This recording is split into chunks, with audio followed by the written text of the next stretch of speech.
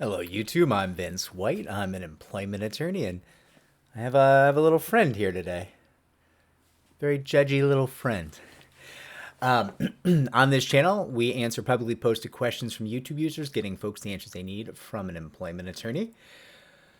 We have a question from YouTube user Disguise 2023 Safety, and they added a little note. They asked 4 questions, and I don't think we're going to answer all the questions in one video, but they added a little note at the end saying, hey, we are also carefully trying to keep our identity unknown because the employer's attorney might be a follower of your channel or even just scouring the internet.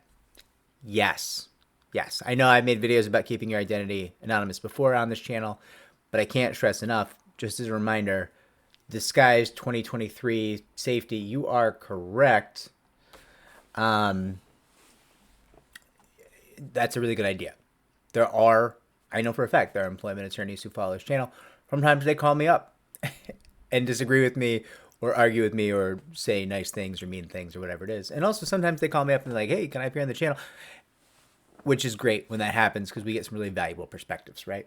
Or sometimes I call them up and say, hey, you appear on the channel. That's amazing. So we have a question here from Disguise 2023 Safety who asked us, in your experience, do individuals with diagnoses of ADHD and or generalized anxiety disorder suffer similar legal stereotypes or treatment as what you mentioned about bipolar, people suffering from bipolar condition or schizophrenia? For example, the employer in our case was informed in a letter from the psychiatrist of only these 2 diagnoses. So I think the generalized anxiety disorder and the ADHD, and then the individual was terminated. So, and this was posted on a video that I put up about mental health accommodations and the valuation of mental health disability and discrimination cases and mental health accommodation, failure to accommodate cases. So the answer, I think the core question is, do I tend to see the same stereotypes aimed at people complaining of things like ADHD and generalized anxiety disorder in the workplace as I see pointed at people with a bipolar condition or dealing with schizophrenia in the workplace, right? And the answer is no, but the outcome is often the same. So, the stereotypes that get aimed at people dealing with bipolar condition and schizophrenia, often the instant belief is this person can't be accommodated. And also note with bipolar condition, there is a weird gender issue where, in what I've seen, this is all anecdotal. Like I'm not, I think we handle more cases of this nature nationwide than any other firm. But that being said, it's not like I have this giant pipeline of data that I can draw conclusions from, right? Like we have a lot of cases. I think we have more than anybody else, but it doesn't mean like we're not like Google pulling analytical data on like billions of people essentially, right? That's not what we're doing. So this is anecdotal, certainly. With bipolar conditions, I tend to see women who are diagnosed with bipolar conditions being treated worse than men. There seems to be a lot of aggression towards women with bipolar conditions. I think that's tied to some gender-based hate that I've spoken about on the channel before, where a lot of men will have aggression towards women and react poorly or just claim women are crazy if the woman's not doing exactly what the man wants. And these are all things that crop up. And it seems to be the worst around a bipolar condition because, well, I don't know why, but it seems like it triggers men who are already predisposed to discriminate on the basis of gender, become particularly aggressive with the attacks on someone dealing with a bipolar condition in a way that I haven't even seen it with a schizophrenia condition. So,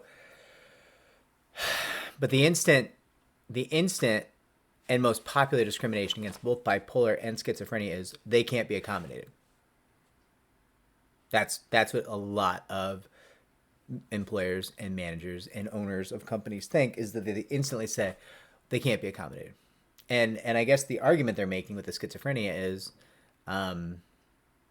because I think schizophrenia is now viewed as a spectrum. My mother suffered from schizophrenia and bipolar condition, and I think both of these conditions are now, and bipolar condition is very prevalent in my family.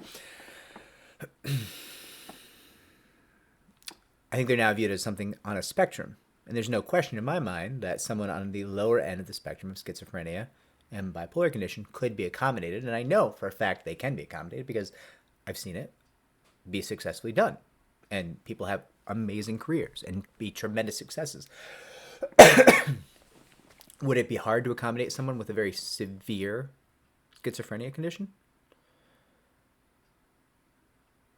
Wouldn't be easy. Wouldn't say it's impossible, but it wouldn't be easy, right? Like, I mean, I think that it's certainly more difficult, right?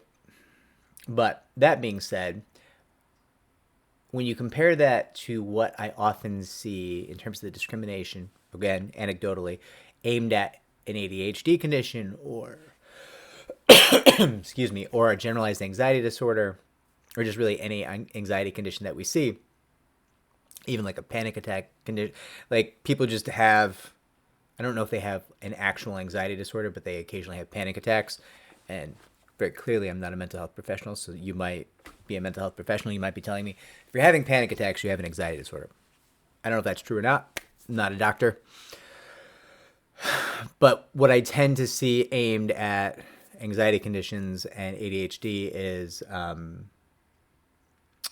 skepticism as a form of discrimination, which is very different than, oh, we believe you. We think you're crazy, right, to use the pejorative term, and we think we can't accommodate you, which is what we see with a bipolar condition or schizophrenia. We almost see the exact opposite with the ADHD and the generalized anxiety, where it's like, oh, you're just whiny. Like a lot of the discrimination, like you're just trying to get less work. You're a slacker. You can't hold up your end of the bargain. Like, these are the things we hear, right? Now, those two forms of discrimination are dressed very differently. They have different trappings. They have different phrases. They have different assumptions. But the result is largely often the same, where the employer will try to manage the person out. They want to terminate, and whether that termination comes as a result of discriminatory belief that someone's whiny and doesn't want to work, or whether it's discriminatory belief that someone's crazy and can't be accommodated, the result is the same. They try to force the person out, right? So, Disguise 2023 safety. I only answered one of your 4 questions. I apologize because this got kind of long. I'll go through the other 3 questions and see if any of the others are ones I'll be answering on the channel. I'll try to make that video coming up soon. I hope this was helpful. If it was, like, subscribe, comment down below. It really helps me to help more people just like you. If it wasn't, let me know how I failed in the comments down below. I will track the comments, and I will try to give a supplemental answer.